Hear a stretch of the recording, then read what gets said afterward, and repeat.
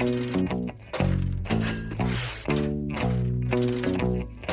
listening to the Music and Money Show with your host, Chris Tobin, on 2SSRFM. Welcome to the program. I have a great show lined up for you. I'm going to be talking property with Dr. Danica Wright, who is a lecturer in finance at the University of Sydney Business School. Her expertise is in the design, investment and operations of real estate markets, and her research is published in internationally reviewed journals. Now, she's presented at numerous global conferences, and her intellectual property went into the Benchmark RP Data Rismark Housing Price Index series. She sought out for her knowledge on real estate pricing and modelling, and her current research projects examine how real estate investment decisions are made and the impact on foreign investors on Australian property markets dynamics. So prior to being appointed at the University of Sydney Business School, she held quantitative research positions in funds management, as well as she continued to provide expert advice to a range of industry bodies, including the Financial Services Council of Australia and the Reserve Bank of Australia. And Dr. Wright's an alum of the University of Sydney. She graduated with first-class honours in 2007 and earned her PhD in 2010. So once again, it's a great pleasure to have Dr. Danica Wright on the show, and we're going to just jump straight into it. Thank you very much for coming on the show, and it's a great pleasure to have you. Thank you. It's great to be on the show. I want to talk to you about the property market, and I understand you've done a lot of work in this space, and I want to ask you, how are these property market indexes created? Yeah, look, when we talk about the housing market and prices, all the time we're going back and referring to these property market indices, which we think, tell us everything we need to know about where prices have gone, but we don't generally seem to explain where the numbers that go into these indices come from. Absolutely. It's a really important sort of distinction to make depending on which provider of an index you're referring to. So, probably one of the most cited ones comes from the ABS, and ABS uses what's called a median stratified technique, which means they're tiering all of the sales in the market into 10 different groups based on how expensive they were, and taking the midpoint of each of those groups and then sticking them all together and looking at how that moves over time. And that's very different from some of the more complex regression-based models like CoreLogic uses, which are called hedonic indices, which put all of the sales that happen in a period together to estimate what's called the implicit value of all of the property characteristics. So we've got an implicit value for an additional bedroom, an implicit value for each extra square meter, an implicit value for the location of the property, depending on what suburb you're in. And what they do there is then generate a value, an estimated value for every property in the market, even those which didn't sell, and work out, okay, well, of the whole pool of properties, whether it's in Sydney or across the country, what's the value, and then how does that move over time? Okay. So you've got, I guess, all of the indices in Australia trying to give a picture of what the current price level and what the movement in prices are, but it's actually coming about in different ways. So that CoreLogic method I described, they really are looking at the whole pool of properties and valuing those through time, whereas some of these other ones, which are very much based on just what's trading at any point in time, could actually be biased a little bit by simply the market dynamics. If we're in a very bullish market where the top end of the market is selling a lot, we're going to be overrepresented in that higher end, which then maybe in a softer market, we see less demand for high-end properties. We see a lot more trading of the lower end of the market, and that might just appear in an index as more volatility or lower or higher growth, depending on what sort of cycle we're in. Oh, you're talking my language as soon as you get into the demand and supply on the marketplace. It sounds like there's some really interesting stuff going on in those numbers and how those indexes are created and essentially what they're measuring and tracking. What's not included in that property market index? Yeah, and this is so important. When we go and look at the ABS index, they're not capturing all of the properties that don't sell. Okay. So if we've got a lot of activity in one part of Sydney and we're trying to create a Sydney market, we're actually not capturing what's happening in all of those, parts of the market, those suburbs where we're not getting a lot of sales activity, or we're giving less weight than maybe we should if we're trying to look at what's happening overall. And I think that's something which sometimes becomes very confusing when people see these headline figures like 10% growth year on year in Sydney property, and look at their own house and go, oh, I'm not sure that it's up 10%. And that's the thing. It's all the time here. It's talking about, the average house or the representative house in the market. It's not necessarily talking about a single property. Oh, yeah, I understand that completely. If there's a lot of properties that are on sale out in the western suburbs, is that going to make a big difference to the $30 million mansion that's being sold in Vaucluse or something like that? Look, we need to go and, remember what kind of index is being used. So in a sort of median index model, which the ABS is sort of just a more advanced version of by doing a stratification process, if you have a lot of volume at that lower end, you're actually going to appear to have a lower median price in the market if there's not as much activity at the $30 million end of the market. Wow. Okay. But conversely, if we're in a market more like what we've seen, for the last 12 months, where a lot of action has been happening in those higher end suburbs, then it's gonna bias it upwards. And that's where I guess the alternative method, something like a hedonic, which CoreLogic produces, which really strip all that out, whether you're in Vaucluse or the other side of Penrith, we're accounting for that in the hedonic method. We're accounting for whether you're a 100 square meter property or acreage type property. So all those things are being really just broken down in the model, and then by re-estimating a property value across the market, it's trying to avoid that whole composition bias that otherwise can affect an index. But I want to talk to you about performance and the performance of the property market over the last few years, 1, 3, 5 and 10. How's the market performed? Yeah, look, I've just pulled down the numbers for the Sydney market from the ABS, and that's the numbers which, everyone can get over a long period freely available. For 1 year, Sydney, 10%. 3 years, 40%.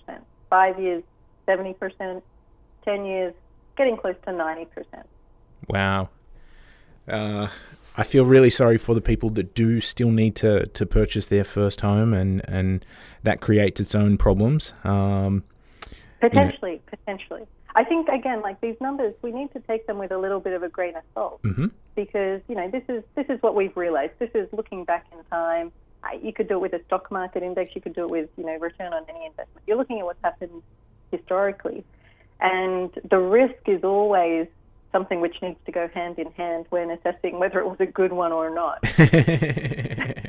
See, one of the things I do like about the stock market is that the market always is looking at future earnings and earnings growth, and there's a whole bunch of things that go in there.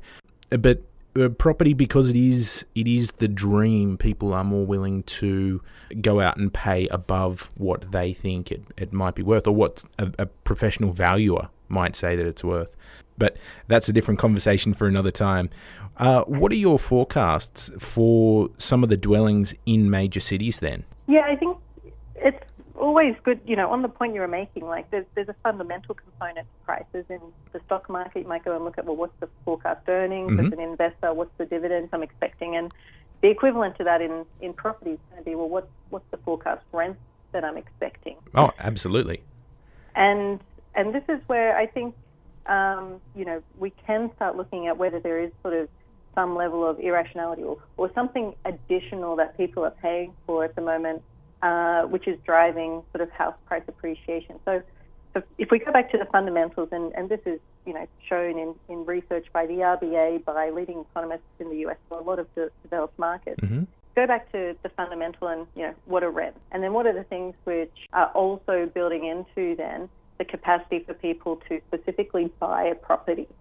So in the long run, inflation is going to matter. One of the big shocks when we look sort of over the last, 30 years of Australian house prices, where we see prices for the first time kind of moving significantly above that long-term inflation, was through the 1990s, where we saw household borrowing substantially increase.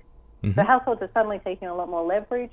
So I think that means when we're going forward, we need to be very mindful of, well, what are going to be lending criteria? What's the interest rate movement going to be? Certainly interest rate risk right now, I think, is a significant factor that maybe isn't being priced in. Yeah, that's actually a really interesting topic that you've touched on there, and I'm glad you've brought it up, because I tend to think the same way. For example, when you've got a $1 million loan and there's a 25 basis points interest rate rise, the capacity to service that debt is very different to somebody who has a $300,000 loan. And there's a long list of things that affects. And I will get you back on the show because I know that you have so many great things to talk about with me. I want to just touch on what you think some of the drivers of property prices are. I know we've just touched on some of the fundamental factors for housing prices being rents. What about things like asset bubbles and that sort of thing? Where do you think we are? Yeah, I think the sort of speculation at the moment about whether in Sydney specifically, in Melbourne, and to another extent across Australia, we have a house price bubble.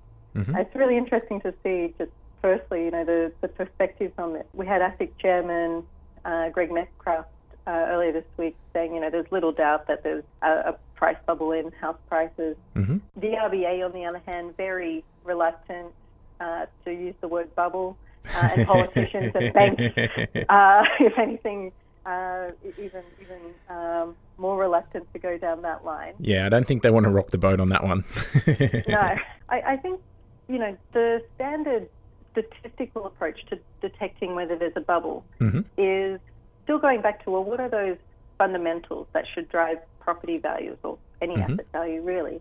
And how far have we diverged from those? And in housing market bubble detection, it just becomes more complicated because we don't have a lot of transparency in data. And while we can talk over the long run historically about these drivers like rents and inflation and leverage that have driven it, there's a whole lot of additional complexities like population growth, changes in the demographics and how people are living. Would we consider it to be a property price bubble or simply just capital appreciation if people are paying more per square foot but living in smaller places, which means when we look at the overall value of sales, it doesn't seem to go up that much. Okay. And I think those kinds of intricacies are certainly complicated. But notwithstanding that, there has been recent research published in the Economic Record, a leading Australian economics journal, which has shown that, there seems to be some evidence of price bubbles in Australia. And I guess, academics love to debate this kind of stuff. And one of my favorite sort of models at the moment is this idea of a rational speculative bubble. The idea that even if you're aware that there's a bubble, it might still be rational for you to jump on it if you can argue or expect reasonably that the gains you're going to get from riding that momentum even higher outweigh the risks of the bubble bursting. That is absolutely gold, because you've hit the nail on the head. One of the things I see very, very often in the stock market, investors are very reluctant to buy into a rising market, but property, on the other hand, investors do love it. They almost wait for that opportunity. When the market starts to move, then they really sort of continue to bid that market up. But it's just very interesting because in the stock market, investors normally step away when they think the market's getting a little bit toppy, volume thins out, and you have that inflection point where the market just sort of turns a bit. It's really interesting what you've just said there as far as investors might be weighing up the risks, knowing that there's irrational prices within the marketplace, and then they're still going ahead with it. Yeah, that's quite fascinating.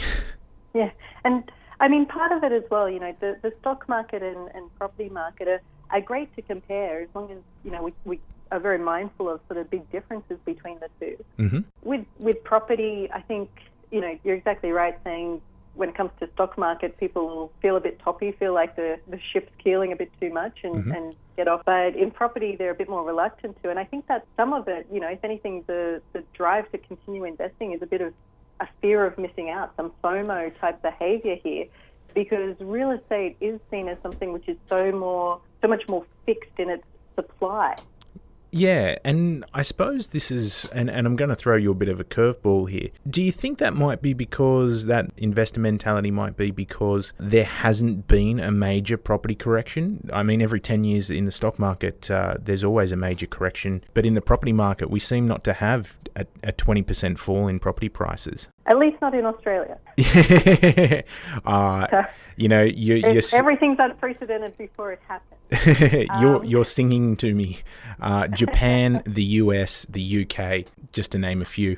I think in Australia, we're very lucky in a number of ways, and one is that we do have quite a strong financial system. I mean, there can always be improvements, but certainly when it comes to the way we sort of control lending criteria and ASIC, manages sort of how exposed to an extent banks can be to property, we seem to function reasonably well. And one of the things which then happens in property markets is that while there'll be periods of certain distress, and it's been just about exactly 10 years, I guess, since we had that in Sydney, where there were, previously a lot of people defaulting on loans, particularly through sort of that central western area of Sydney.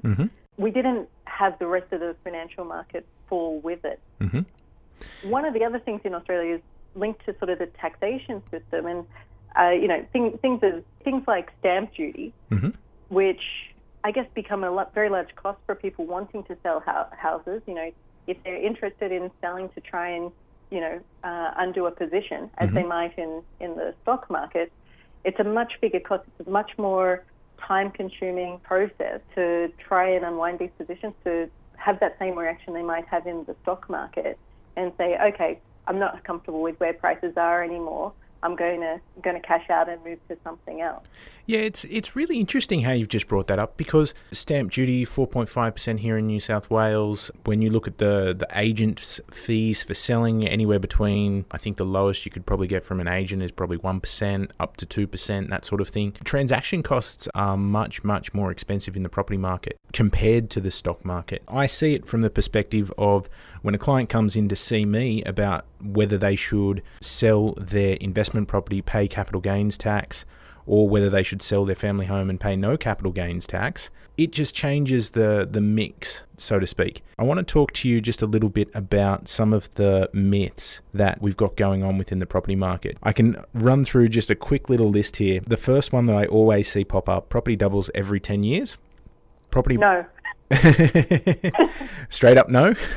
Straight up, sometimes it almost does. It's a nice thing to say over the barbecue on a lunch, but I think that it's overly simplifying the situation. As we mentioned already, you want to talk about return, you need to throw risk into that equation. And over the last 10 years, Sydney, which everyone feels has gone up by 5,000%, has only gone up 90%. It hasn't doubled in the last 10 years. Oh, that's awesome. What about property outperforms shares in the long run? No. It could, but you've got to be, a combination of clever and lucky with your investment. Okay. When we go back and look at these property market indices we started our chat with, those are indices which are measuring, in their own way, the aggregate market movement.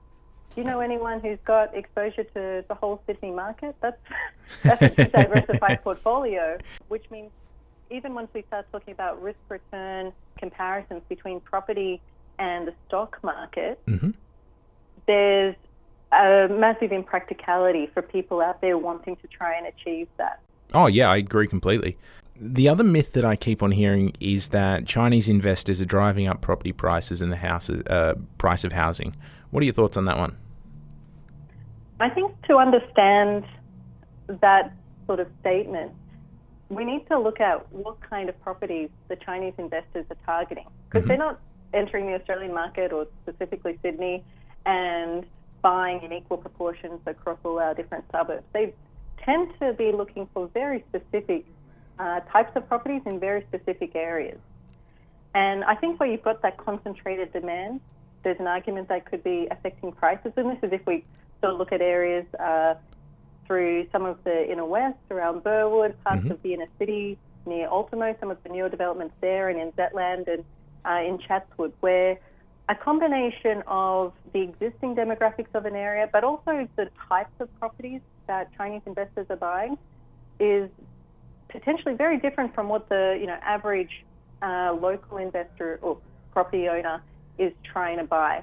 And one of the big differences that we've seen, even though there's evidence that quite a lot, let's say 10%, just over 10% of purchases now can be attributed to people who are foreigners or permanent residents. They tend to be, especially if they're in that foreign category, buying properties but keeping them vacant, keeping them for future use, for holiday type use, for use by friends and family. And that means that in the quality of the stock itself, it's very different from, let's say the typical Australian worker or family who's looking for somewhere that they live full time. The livability and quality of that property is going to be very different.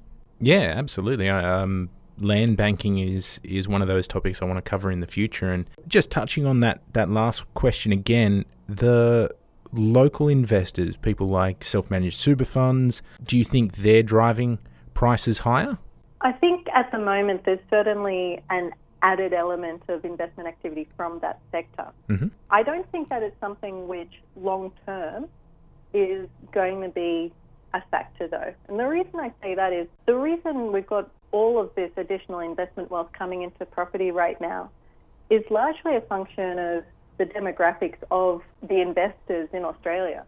So there's so much investable wealth at the moment, largely tied to the fact that we've got the biggest bulge in the Australian population, peaking in their working careers and entering retirement. This is the baby boomers. That's an unforeseen amount of wealth coming into self-managed superannuation and looking for longer-term investment strategies to support them through retirement. And property, because of a lot of those features that make it, I think, more psychologically attractive than necessarily from an investment perspective attractive, the fact that it's tangible, people have these very strong heuristics about, things being safe as houses. It doubles every 10 years. Whether they're true or not, people believe them, and it gives them a sense of security that buying a house or investing across properties is a safer way to manage money through retirement. So I think at the moment, yes, we're seeing money from self-managed super funds and retirement wealth coming in to the real estate investment market. Long term, I don't think it's going to continue to be a significant driver of prices. Okay.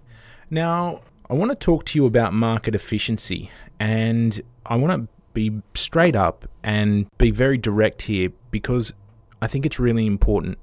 Do you think the property market is an efficient market? It's not perfectly efficient. Can I give you an academic answer? Yeah, you can take it any way you want. Market efficiency terms, there's a very theoretical idea of what market efficiency is. And that's that all of the information that's out there, that exists, that people can use when they make their investment decisions, is being used when we look at the prices of the assets of the market at the moment. In property and in the real estate market in Sydney, it doesn't seem like we have that perfect level of market efficiency. Because people are trading based on expectations that currently aren't being priced in. So if real estate's forecast to continue going up, then people should have already paid the higher price and not keep seeing their value increase. But in the non-theoretical sense of market efficiency, there's a lot of practical limitations. So to achieve a perfectly efficient market, if we're talking, in a world where there's perfect liquidity, no taxes, etc. Oh, you're talking my language here. If you can get to that mystical state, then the idea is that if something's overpriced, it could be short sold. People can profit on it, returning to that intrinsic value. If it's underpriced, people are taking long positions and getting the corollary return. But in real estate, there's a huge number of imperfections to the market. There's a huge number of frictions. It's one of the most heavily taxed asset classes for an individual. In terms of buying and selling property, because no two properties are the same, you actually have massive search costs. You have a lot of time for anyone who wants to buy or sell to try and optimize the value in that investment decision. And there's a lot of constraints and limitations on who can access that market. So, the most obvious one is not everyone can buy a house. That's what we're seeing a lot of debate over at the moment. And that threshold for how much wealth do you need just to be able to access the market, that's increasing because we don't have the opportunity to go and buy just an individual share in, a house. You want to buy 1 John Street, well, you're up for, a sizable deposit. You can't just go and buy a share of it with 100,000 other people. Yeah, there's a lot to this market efficiency piece. On one hand, I've seen marketing material that gets put out by property spruikers that say we go out and purchase property under the market value. And the natural counter-argument to that is if you look at the real data in the area, the recent sales in that area actually indicate that it's fairly valued. But I really like how you've tackled that from a academic standpoint, and it's been fantastic to have you on the show. What I want to do, I do want to have you on the show again in the future, because I think there are some really important things that investors need to know, not only property investors, but just investors in general. And once people get educated and have a bit more of an understanding of what goes on in the marketplace, they can definitely make better decisions from that. Danica, thank you very much for coming on the Music and Money Show. It's been an absolute pleasure. The information featured in this program is general in nature and does not take into account your individual objectives, financial situation, or needs. You should assess whether the information is appropriate for you and consider talking with a financial advisor before making an investment decision. Revival Financial Group Proprietary Limited is a corporate authorised representative, number 1242596, of Libertas Financial Planning Proprietary Limited, ABN 27160 419 134, which is the holder of an Australian Financial Services Licence number 429718.